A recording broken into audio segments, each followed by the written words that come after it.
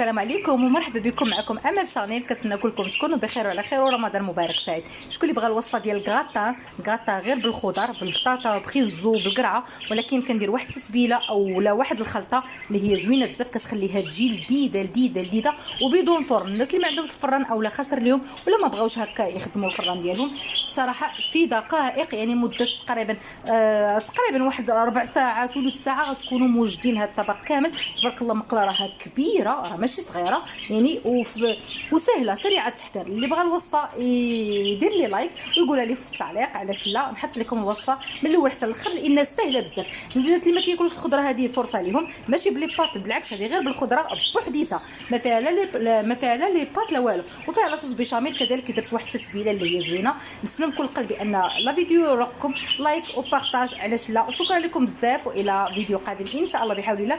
معكم امل شانيل، امل خاصه بالعقار. شكرا لكم ومرحبا بكم.